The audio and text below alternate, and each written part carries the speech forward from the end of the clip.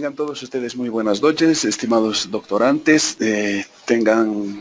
Sean todos ustedes muy bienvenidos a la presente sesión en la que vamos a tratar todo lo que es la ciencia y lo que es la concepción de la ciencia en la Edad Antigua. Bueno, pues vamos a empezar diciendo que a lo largo del desarrollo de la historia en la humanidad, pues han sido distintos los filósofos que han dado sus aportes con relación a cómo debería tenerse la concepción cabal de lo que es la ciencia. Es en ese sentido que vamos a ver las diferentes posturas a través del tiempo que han ido perfeccionando este concepto que ahora nosotros lo aceptamos y lo damos por válido. Dentro de estas corrientes que se han generado, vamos a definir a los más representativos y vamos a también tomar en cuenta el aporte que ellos han hecho para entender mucho mejor la cabalidad con la que debemos nosotros asumir este criterio de ciencia en la actualidad. Entonces, en ese entendido, vamos a empezar por mencionar al primer representante. Vamos a ver al primer representante, que es Pitágoras, que pues ha tenido su mayor auge con las propuestas que él ha hecho. Y bueno, pues empezamos definiendo que él ha vivido en el año 585 a.C.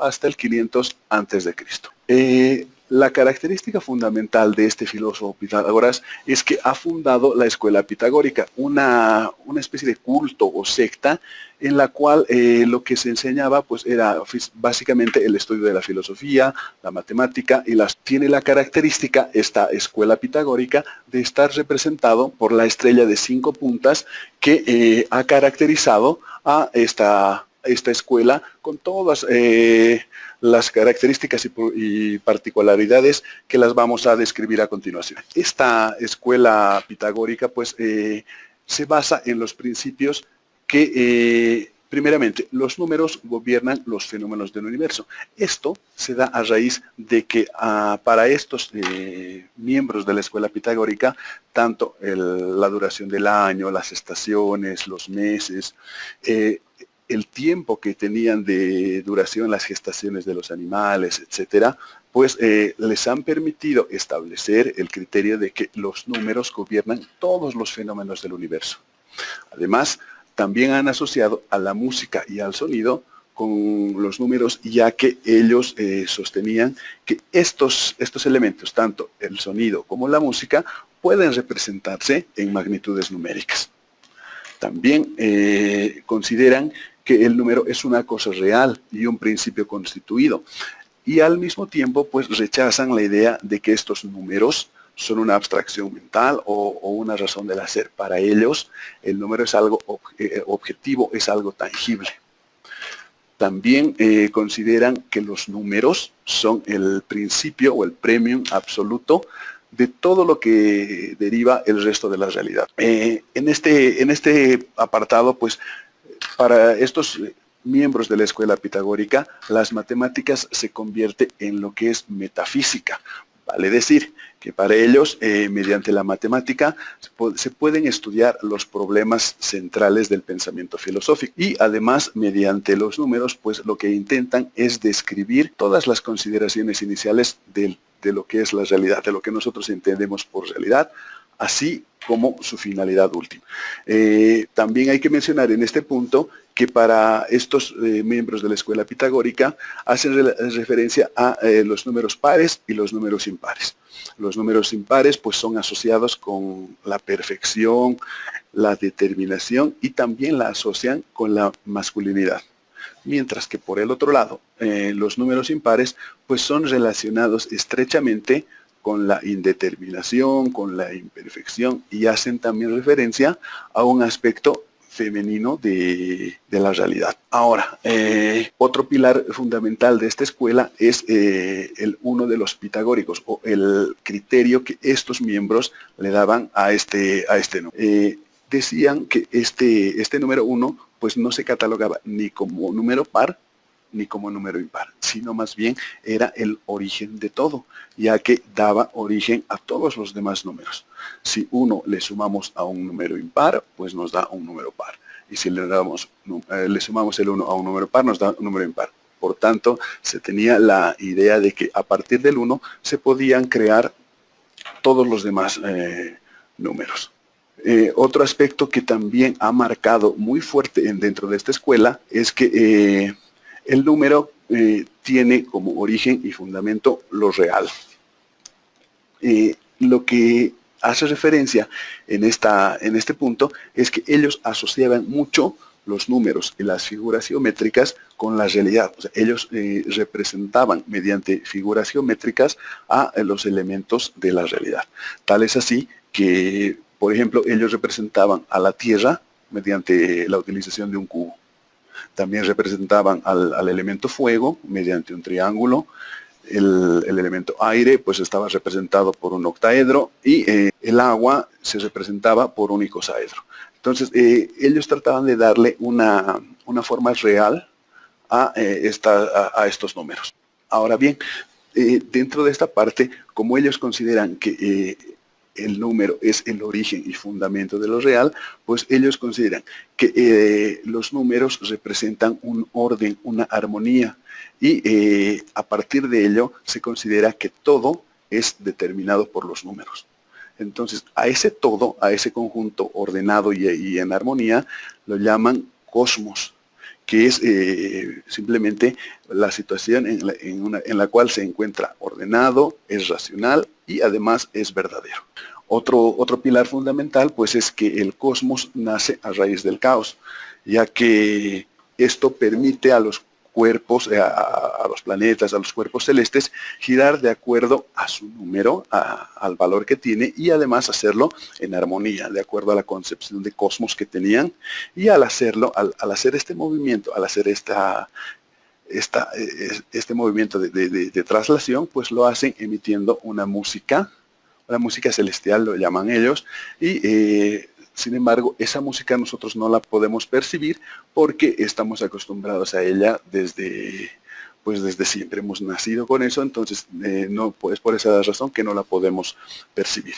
Esta idea, si bien ha sido tratada en la escuela pitagórica, pues mucho más tarde ha sido retomada, entonces se volvió a tratar este mismo punto. Y el último pilar para esta escuela pitagórica, pues es que se propone en una primera instancia el sistema geocéntrico. Esto se lo realiza en base o tomando referencia el número 10, y el cual se asume que en el centro del universo había un fuego central en torno al cual giraban todos los planetas, incluido la Tierra. Ahora bien, algunos otros aportes de esta escuela pitagórica, pues en una primera instancia vamos a mencionar que todos los iniciados dentro de esta escuela pues mantenían una especie de secretismo con respecto a las enseñanzas que adquirían en esta escuela. Y a raíz de eso, pues se genera una frase que más o menos encaja como una oración dentro de lo que es esta escuela pitagórica, ¿no? Y que a la letra dice: no por aquel que ha entregado a nuestras almas la tetraquis, una fuente que contiene las raíces de la naturaleza eterna, ¿no? Eso como enunciado de todos los miembros de esta escuela pitagórica. Y dentro de estos otros aportes vamos a mencionar primeramente lo que llaman a la quinta esencia, o también conocido como éter, que esto hace referencia a un estado de perfección que, bueno, se la domina también piedra filosofal, el elixir de la vida, y que, bueno, solo es posible llegar a ese estado, a esta quinta esencia, una vez que se logra la transmutación en oro. Sin embargo, como estamos hablando en términos filosóficos, pues no hace referencia a la piedra filosofal que buscaban los alquimistas, que era convertir cualquier metal en oro, sino hace referencia a que mediante esta quinta esencia, lo que nosotros hacemos, o bueno, lo que se pensaba que se podía hacer, era transmutar el corazón en corazón de oro, ¿no? Entonces se conocía como un estado de perfección. Otro aporte ha sido la matema, que es todo lo que se aprende, y bueno, lo que propiciaba esta escuela pitagórica, que es la enseñanza de la aritmética, la geometría, la astronomía y la música. Y bueno, un tercer aporte que todavía lo tenemos muy bien valorado, son los versos de oro, que un poquito más adelante lo vamos a ver, debido a que es bastante extenso, pero representa uno de los aportes más importantes de esta escuela pitagórica. Ahora bien, estamos haciendo la revisión de todo este desarrollo científico a lo largo de la historia, de las diferentes posturas y corrientes que han determinado principalmente el desarrollo de la matemática y la física, con la finalidad de estudiar y entender y comprender cómo es que hemos pasado de acuerdo y gracias a estas posturas, cómo hemos podido pasar a explicar los hechos de la realidad, primeramente del mito, que lo explicábamos gracias a esto en la antigüedad, cómo lo explicamos ahora mediante el logos. Entonces, esa es la idea para poder abarcar todo este aspecto del desarrollo de las matemáticas a lo largo de la historia. Primeramente vamos a ver cuáles son las semejanzas y las diferencias entre las explicaciones de la realidad mediante mito y mediante el logos. En una primera instancia, pues vemos que el mito trata de explicar todo a la realidad en su totalidad, cosa que es común también en el logos, porque el logos también trata de explicar la realidad en su totalidad. Por un lado, el mito pues se da en toda la humanidad desde que tiene capacidad narrativa. Desde los albores ya de la humanidad han tratado de describir todos los fenómenos que podían observar. Sin embargo, como el conocimiento era bastante limitado, no lo podían representar mediante experiencia, mediante ciencia, y lo único que hacían era recurrir al mito. Mientras que ya a raíz de el surgimiento del logos en Grecia en el año 6 a.C., pues se empieza con ya la explicación mediante la ciencia de todos los fenómenos que el ser humano podía percibir. En la característica de la explicación por mito, pues esta explicación se sirve mucho de la imaginación, ya que mediante esto es la única forma que ellos encontraban para explicar determinados fenómenos que ellos no podían comprender. Mientras que para el logos, en esta misma parte o en este mismo punto, esta explicación ya nace a raíz de una experiencia y también utiliza la razón para dar explicaciones que sean pues mucho más justas y más cabales. En una cuarta característica, el mito pues usa un lenguaje imaginativo y fantasioso para poder describir o narrar los hechos que estaban siendo percibidos. Mientras que mediante el logos lo que hacemos es representar esta misma realidad, pero en un lenguaje abstracto y racional. En un quinto punto, pues mediante el mito, la personalización de las fuerzas de la naturaleza. Se caracterizaba cada una de las fuerzas asociándolas a distintos personajes, a distintas cosas. Mientras que mediante el logos, pues estas fuerzas de la naturaleza hemos visto que no tienen carácter personal, sino son fenómenos que se dan de acuerdo a las leyes universales que la misma naturaleza debe ser. Por el mito, pues la naturaleza, al depender de la voluntad de los dioses, es caótica, pues se entendía que todo dependía de la voluntad de los dioses, y como los dioses tenían distintas reacciones a distintos estímulos, pues hacía que esto sea caótico. Mientras que mediante el logos ya pues hemos podido establecer, o se ha podido establecer que esta naturaleza más bien lo que hace es estar caracterizada por una armonía y un orden a lo que nosotros hemos denominado cosmos, o ya a lo que se denominaba cosmos. Y por último punto, en el mito y en la antigüedad se caracterizaba o se creía que el mundo no tenía leyes, no había regularidad, y donde primaba la arbitrariedad y el caos. Pero mediante el logos podemos explicar y podemos replicar que el mundo pues más bien es un mundo ordenado, que está regido por leyes, y que más bien todo rige en todo lo real, y que tiene un principio que se denomina arjé, que es el principio de todo lo real. Entonces, estas son las diferencias, y a partir de estas consideraciones es que estamos desarrollando, repito, esta revisión a lo largo del desarrollo de la historia humana, de cómo han ido cambiando las concepciones y las explicaciones de los fenómenos que nosotros podemos observar. Otra postura de un filósofo que ha aportado bastante al desarrollo del conocimiento, pues es Platón, que ha vivido en el 427 a.C. al 347 a.C. Para este filósofo, pues la fundamentación del saber tenía 4 pilares fundamentales. El primero es que el mundo real pues es solo de las formas o de las ideas. O sea, en este punto se hace referencia a que en el mundo pues reinan 3 aspectos: la belleza, la perfección y la armonía. Sin embargo, a este mundo solo podemos acceder mediante el intelecto, porque la evidencia sensorial o todo lo que podamos apreciar mediante nuestros sentidos, en la mayoría de los casos, puede ser engañosa y no reflejar la verdadera realidad. Entonces es por eso que se recurre al uso de las formas o de las ideas. También está considerado como un pilar para esta corriente que hay un intelecto innato del alma. Este conocimiento pues se logra simplemente por medio de la intelección, y que nos va a permitir a dar el paso a través, o sea, el paso previo al mundo real de las formas. Platón ya le otorgó mayor privilegio al estudio de las matemáticas, precisamente con el criterio de que hay un intelecto innato en el alma.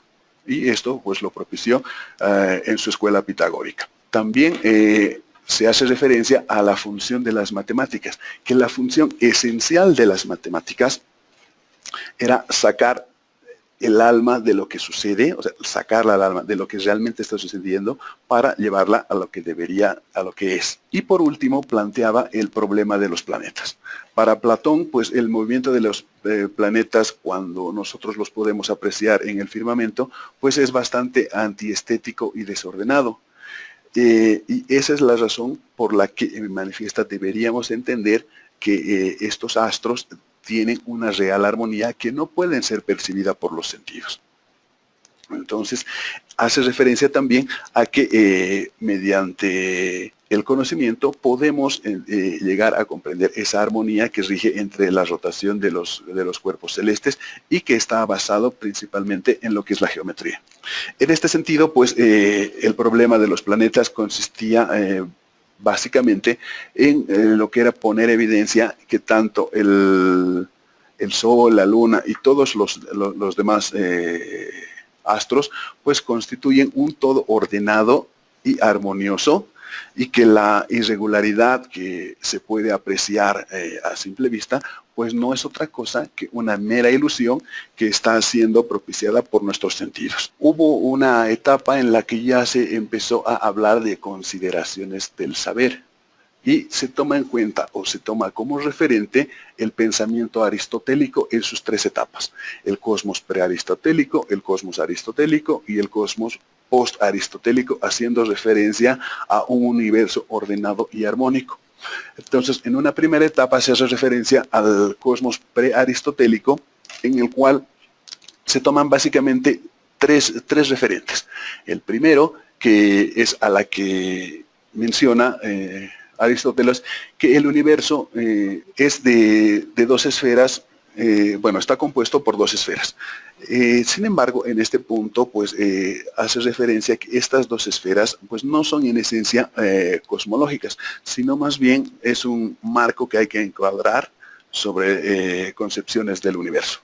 Como segundo elemento, toma que hay un argumento a favor de un universo esférico, dado que las estrellas están formando un todo. Pues hace suponer que estas estrellas son simples marcas en la superficie externa del universo, y que al estar incrustadas en esta superficie hace que roten o se muevan junto con ella. Y el último punto, pues, al que hace referencia Aristóteles, es que se basa en los criterios ya propuestos por Platón sobre la esfericidad de la Tierra. Aquí, además de que Platón consideraba que no podía existir otra forma que no sea la esférica, porque consideraba a esta forma, la forma esférica, como una forma perfecta, entonces hacía referencia a que no podía haber otra forma para la Tierra que no sea esférica.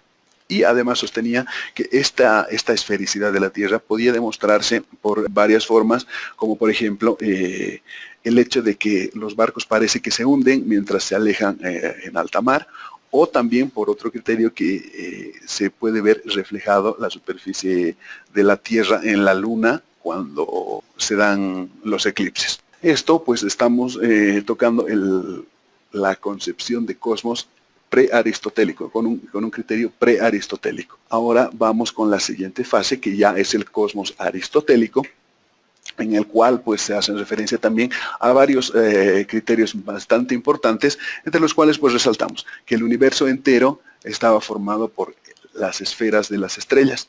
Esta idea ya ha sido o ya fue propiciada por Platón y mencionaba que dentro de una esfera que contenía todo el universo, pues dentro de esa esfera, al estar conteniendo el todo, no había lugar para los vacíos. O sea, no tenía ningún sentido pensar que había algún espacio vacío. Sin embargo, también hace referencia a que en la parte exterior de esta esfera que contenía el universo, pues no había absolutamente nada. El otro punto que también lo sostenía, pues nos dice que la materia y el espacio van juntas, ya que son dos aspectos de un mismo fenómeno. Y aquí empieza ya la contradicción, pues se pensaba que si bien no podían estar juntos el vacío y todo el universo, pues esta concepción de vacío queda en un plano absurdo, que no existiría. También nos dice el universo de Aristóteles se contiene a sí mismo y es autosuficiente. No deja nada fuera de sus límites. Entonces, al contener todo dentro de la esfera, pues no deja nada fuera de ella.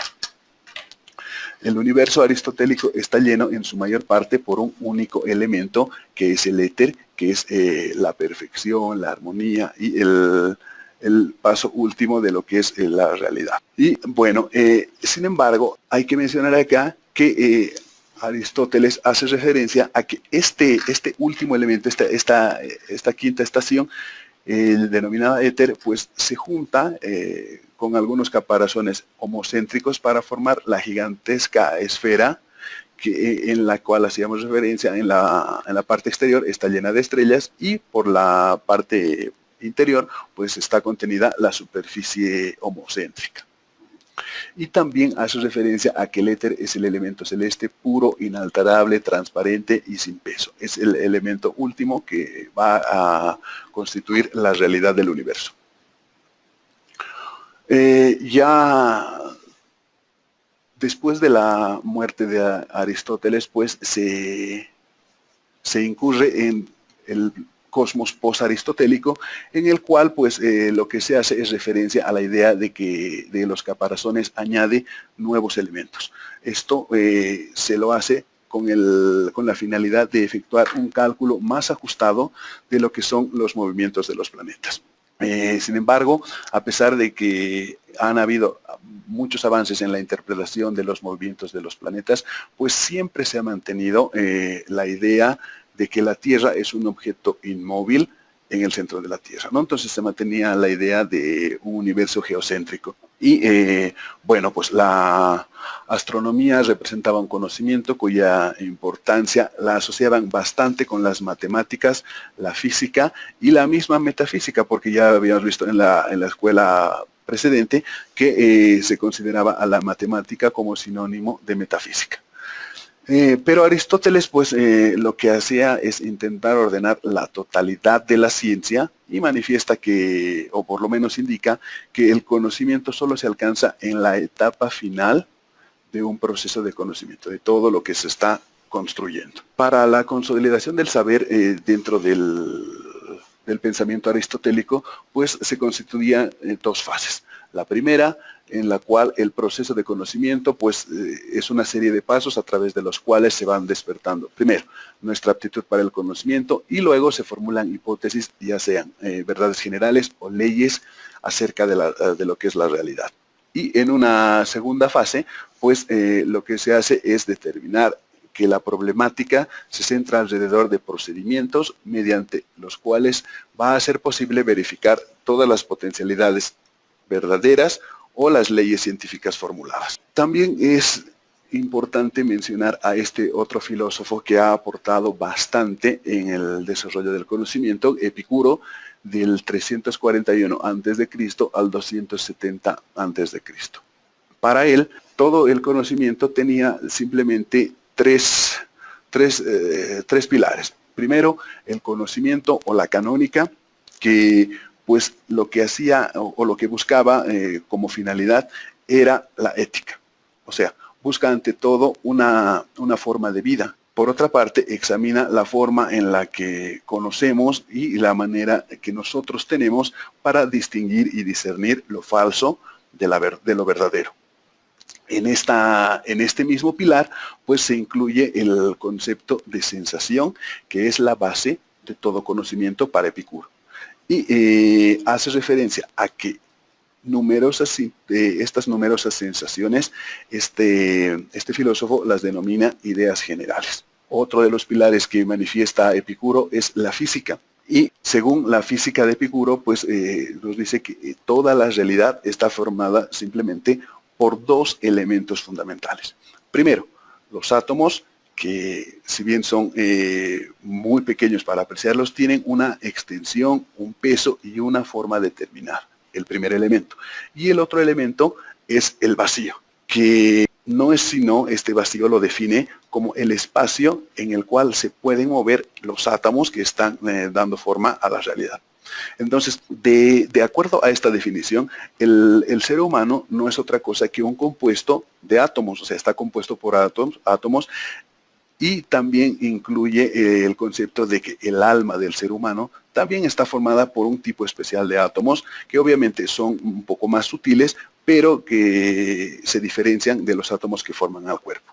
Sin embargo, no por ello estos átomos que forman el alma dejan de ser materiales. Y a eso le atribuye Epicuro que cuando el cuerpo muere, el alma muere también con el cuerpo. Y con respecto pues a esta realidad que Epicuro pues manifiesta, como nos dice, los átomos son eternos y desde luego todo lo que ha sido siempre fue siempre así y va a ser siempre así. Nada va a cambiar porque todo es material y está en base a todo lo que es los átomos. Y por último, este pilar para este filósofo es la ética, que básicamente es la culminación del sistema filosófico. Mediante la filosofía, pues es el modo de lograr primeramente la filosofía, que según Epicuro está basada primero en la autonomía y la tranquilidad del ánimo, o lo que él denomina la ataraxia. Entonces, en la medida que la felicidad va a ser el objetivo de todo ser humano, pues la filosofía es una actividad de cualquier persona que independientemente de sus características, sea hombre, mujer, no se considera la edad, la condición social ni ningún otro aspecto, todas las personas pueden y deben realizar. Entonces, con esta concepción de Epicuro para lograr la felicidad mediante la autonomía y la tranquilidad del ánimo, pues hace referencia a algunos aspectos que nosotros o que las personas debían evitar para poder llegar a ese punto que él ha denominado la ética. Y pues nos hace referencia a que debemos evitar primero el miedo a los dioses. Esto en el entendido de que él explica que los dioses no intervienen en los asuntos humanos y no entran en ira, no entran en odio, no tienen ningún tipo de sentimientos, ya que son seres superiores y están siempre en un estado permanente de virtud y de excelencia que es digno de imitar. Por tanto, pues en ese entendido no podrían tomar represalias o influir en las actividades humanas. Por tanto, dice que no debemos o no debería existir este miedo a los dioses. Otro miedo que hay que erradicar, según Epicuro, es el miedo a la muerte, ya que básicamente el hombre siente miedo a la muerte por dos motivos. Primero, por la imaginación que tiene el ser humano con relación a la muerte, que es un lugar realmente terrible, donde pasan cosas terribles. Y el otro criterio, porque siente miedo hacia la muerte, es que va a dejar este mundo de forma permanente y va a dejar de existir para siempre. Entonces, con esos dos criterios, Epicuro dice que debemos evitar este miedo a la muerte. También dice que debemos evitar el miedo al dolor, también por dos formas. Primero, porque sí es evidente que el dolor existe. Según este filósofo, solamente hay dos tipos de dolor. Uno que es sumamente intenso, el cual al ser muy intenso, pues es de corta duración. Y el otro que si bien puede ser de larga duración, pues la intensidad va a ser más leve, de tal forma que la podamos soportar. Entonces debemos eliminar ese miedo al dolor. Por último, hace referencia a que debemos eliminar el miedo al fracaso, ya que este miedo pues depende de factores externos y que no son propiamente de una situación que esté bajo nuestro control, como por ejemplo la opinión de los demás, algún tipo de recompensas, etc. Más bien, él indica que si nosotros gozamos de una autonomía propia, que la asocia con un ser bastante sabio, pues es posible lograr un estado de ánimo que sea equilibrado, y además que sea reconfortante y con la utilización de muy pocos medios. Algunos rasgos en los que esta filosofía tiene su fundamento son el eudemonismo, que es el objetivo de su ética para propiciar la felicidad en el ser humano. El hedonismo, que más bien se identifica con el placer, y el placer, el principio y el fin de una vida feliz. El intelectualismo, para adquirir una cultura razonable de placeres, ya sea por extensión, ser feliz, o solo es posible a través del saber y de la razón. La propedéutica, que está asociada al intelectualismo y que es un camino previo a toda cultura razonable de placeres. Y a estos cuatro rasgos fundamentales, Epicuro utiliza un término que es el tetrafármaco, que viene a ser el remedio para curar estos cuatro males. Entonces, si nosotros curamos estos cuatro males, estaríamos haciendo referencia a este tetrafármaco. Bueno, acá ya un poquito más sintético podemos resumir esta teoría del placer de este filósofo, en la cual nos dice que el placer puede ser alcanzado de dos formas: mediante la ataraxia, que es la ausencia de perturbaciones espirituales, o sea que el alma se encuentre en un estado de bienestar. Y por el otro lado, al llegar a la ausencia de dolores corporales, que es el bienestar del cuerpo, pues estamos llegando a un estado de aponía. Y mediante estos dos elementos, la ataraxia y la aponía, podemos llegar al placer, según este autor. Y bueno, dentro de esta comunidad epicúrea se hace referencia a que la felicidad solo puede obtenerse en la vida privada, pero no en soledad. Entonces lo mejor es vivir en una comunidad de amigos.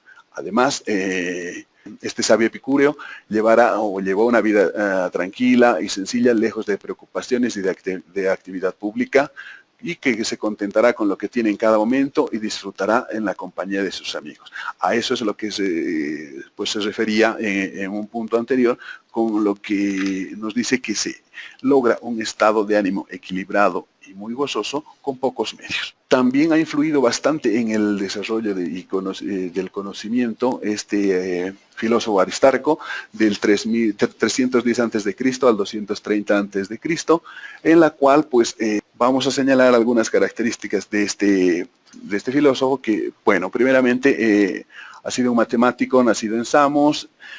Él es la persona que propone el modelo heliocéntrico, descartando todas las teorías que le han precedido, que hacían referencia a que el universo era geocéntrico. También este filósofo es el que ha calculado el ángulo que hay entre el Sol y la Luna. Y también lo que ha hecho es observar la distancia que hay entre la Tierra y el Sol, que era mucho mayor, o sea, mucho más grande que la distancia que hay entre la Luna y la Tierra. Y por consiguiente, él decía, como la distancia es más grande, el Sol tiene que ser mucho más grande que la Luna. Y los rasgos fundamentales que han sostenido esta corriente, pues son que hasta ese momento, todos a raíz de las posturas que estaban propiciadas hasta ese momento, pues era lógico pensar que el universo era geocéntrico. Los astrónomos de esa época pues veían a los planetas, además del Sol, cómo daban vueltas sobre nuestro cielo a diario. La Tierra entonces debía encontrarse en el centro del universo, porque se podía apreciar que todos los otros cuerpos celestes pues daban vueltas alrededor de la Tierra. los planeamientos de Aristóteles ya hechos con anterioridad no dejaban lugar a estas dudas, más bien lo que venía era a reforzar esa tesis. Y pues la Tierra, al estar considerada como el centro del universo, de los planetas y del Sol, pues se encontraban, hacía pensar que se encontraban en esferas fijas que giraban en torno a la Tierra. Pero existían ciertos problemas en tales afirmaciones que posteriormente han servido como base para futuras posturas. Estos aspectos son, pues, por ejemplo, que algunos planetas como Venus, Marte, describían trayectorias errantes en el cielo, pero describiendo siempre un modelo eclíptico. Además, esto no era un problema en sí mismo, pues la tradición aristotélica decía que los movimientos y las formas del cielo eran círculos perfectos, cosa que ya se podía apreciar que, mediante los sentidos que describían circuitos errantes. Hubo que esperar pues hasta la llegada del filósofo Aristarco para que se propusiera el primer modelo heliocéntrico en el cual descarta la idea de que la Tierra sea el centro del universo. Y pues estas revolucionarias ideas astronómicas propiciadas por Aristarco no fueron bien recibidas, más bien fueron desechadas muy pronto. Y bueno, el paradigma que dominaba en ese entonces era la teoría geocéntrica desarrollada, pues que ha sido trabajada todavía por Claudio Ptolomeo. Ahora, haciendo referencia a Claudio Ptolomeo, pues vamos a ver que lo que él ha propuesto es que creía que la Tierra estaba, o sea, estaba inmóvil y ocupaba el centro del universo, y que más bien eran el Sol, la Luna y los planetas la que giraban a su alrededor. Mantenía todavía la idea de un universo geocéntrico. Además, este filósofo lo que hacía, o lo que hizo, pues, es aplicar el estudio de la astronomía y la astrología, creando los horóscopos, ¿no? Y la relación de cómo el Sol se desplazaba por las 12 constelaciones en su recorrido. Entonces, todas estas teorías y estudios que ha hecho se han traducido en su obra Tetrabiblión. Acá podemos ver lo que Claudio Ptolomeo hizo en relación a una forma gráfica ya de representar a la Tierra, y para él el mapamundi se representaba de esta forma. Era bien particular por la idea que tenía de que la Tierra todavía era el centro del universo. También, bueno, pues escribió un tratado llamado Armónicos, y pensaba que las leyes matemáticas estaban por debajo de los sistemas musicales. O sea, él daba prioridad a los sistemas musicales debido a que consideraba también que al moverse estos cuerpos celestes, pues emitían una música que nosotros no la podemos percibir porque hemos nacido ya con ellas. Y construyó una tabla de cuerdas para distintos arcos que lo que hacen es una sistematización de lo que hoy nosotros conocemos como la trigonometría plana y esférica, ¿no? Y acá se puede ver más o menos una gráfica de cómo es la representación que él intentaba darnos mediante sus teorías. Posterior a ello, pues aparece Euclides, del 325 al 265 a.C. Y bueno, algunos rasgos fundamentales, pues fue un matemático griego, y muy poco se ha conocido de este filósofo, ya que si bien es cierto que ha aportado bastante al desarrollo del conocimiento, pues se desconoce mucho acerca de su origen, y peor aún, lo que está muy discutido todavía si realmente ha existido este filósofo. Pero bueno, lo que podemos mencionar es que este nombre de Euclides pues está íntimamente relacionado a lo que es la geometría, ya que ha escrito una obra denominada Los Elementos, y este libro es el más famoso de toda la historia de la matemática. Las teorías que Euclides ha propiciado, bueno, primeramente vamos a mencionar que Euclides, hay tres posturas, ¿no? Primero, que Euclides realmente existió y escribió las obras que se le atribuyen. Hay otra postura, que Euclides simplemente era el jefe de un equipo en el que trabajaba en la Biblioteca de Alejandría, y todos estos miembros del equipo son los que han escrito estas obras, pero que se le han atribuido a Euclides. Y hay una tercera postura en la cual se sostiene que este filósofo en realidad no existió y las obras que se le atribuyen simplemente fueron escritas por un equipo de matemáticos que tomaron el nombre de un personaje real, que ha sido Euclides de Megara, que vivió 100 años antes y no en el periodo que se le asigna. En esta última parte, pues, las razones que llevan a sospechar que Euclides no ha existido se debe a que no se conoce mucho de él, no hay muchas referencias acerca de la existencia de este personaje, y también otro punto importante es que en la redacción de sus textos, pues el estilo es totalmente, bueno, no totalmente, pero hay diferencias muy notables entre uno y otro de sus libros. Entonces, esa es una de las razones que hace pensar que Euclides realmente pues no existió. Ahora, hay algunos aportes que sí debemos mencionar, los que ha realizado con relación a las matemáticas. Bueno, uno de los mayores aportes es su libro Los Elementos, en el cual pues trata de temas como la geometría plana, las proporciones en general, las propiedades de los números, magnitudes inconmensurables y la geometría en el espacio.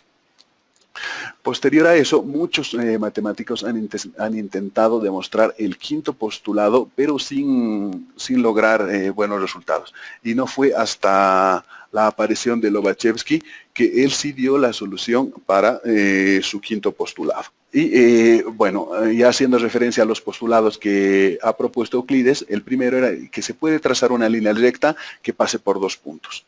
También se puede prolongar esta línea recta indefinidamente a partir de una recta finita.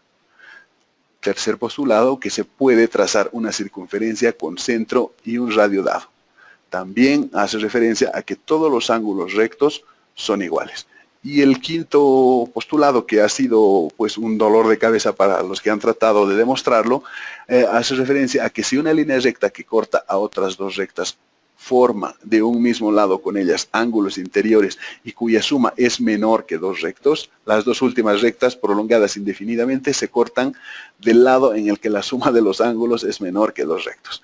Pues bastante complicado, y como mencionábamos, no fue hasta la llegada de Lobachevsky que se pudo demostrar la realidad de este quinto postulado. Y bueno, algunos otros aportes a las matemáticas, pues que indica que la suma de los ángulos interiores de cualquier triángulo es 180 grados, que la manejamos hasta ahora, y el triángulo rectángulo del cuadrado de la hipotenusa es igual a la suma de los cuadrados de los catetos. Este es el famoso teorema de Pitágoras. Sin embargo, hay evidencias que hacen suponer que este teorema ya era conocido y aplicado en otros lugares. Entonces, acá vemos un resumen de forma gráfica acerca de lo que es la geometría euclidiana. Bueno, finalmente pues vamos a ver al filósofo Arquímedes que ha vivido de los 287 al 212 a.C. Y bueno, algunos rasgos fundamentales que hay que mencionar, que además de matemático, ha sido físico, ingeniero, inventor y astrónomo. Este filósofo Arquímedes pues ha sido considerado como uno de los más importantes de la antigüedad clásica. Y bueno, es uno de los más grandes matemáticos de toda la historia, no solamente de su época. Ha realizado estudios y descubrimientos acerca de los fluidos, ha hecho estudios sobre la hidrostática, y se cree que él fue quien describió el principio de la hidrostática cuando se estaba bañando, pensando en un problema que le había propuesto el rey León de Siracusa. Lo que pasó, o lo que se le atribuye, es que cuando el rey León II le ordenó la fabricación de la corona, le pidió a Arquímedes determinar si la corona estaba hecha de oro o si por el contrario el que se lo había hecho era un orfebre deshonesto y le había agregado plata a la realización de esta corona. Entonces tenía que resolver el problema, pero sin dañar esta corona. Así que no podía fundirla para calcular su masa y volumen y a partir de eso su densidad. O sea, estaba en tremendo problema porque debía determinar si la corona, además de oro, estaba compuesta por plata. Entonces, lo que pasó es que estaba en un tremendo dilema y sucede que cuando estaba tomando un baño, notó cómo el nivel del agua iba subiendo mientras él iba entrando a la bañera. Y como se dio cuenta de este efecto, lo asoció inmediatamente con la corona. Y dice, si puedo utilizar este mismo principio, pues se puede determinar si efectivamente la corona es solamente de oro o tiene elementos de plata. Entonces, cuando ha imaginado o ha asociado ese fenómeno con la demostración de la corona de oro, pues ha gritado eureka, eureka, y a él se le atribuye también la invención de esa palabra que significa, o en griego significaba lo encontré, ¿no? Palabra que todavía se suele utilizar para términos científicos cuando se descubre algo, ¿no? Entonces acá ya se puede ver o reflejar esto que estamos mencionando. Algunos reconocimientos que se le ha dado a este filósofo es que se decide llamar Arquímedes a un cráter lunar en honor a este filósofo, y también existe no solamente un cráter lunar, sino una cordillera lunar que lleva el nombre de Montes de Arquímedes en honor a este filósofo. Y bueno, dentro de los aportes que él ha hecho a las matemáticas, él ha sido el que ha determinado el valor aproximado al número pi, al 3.1415 y todo lo demás.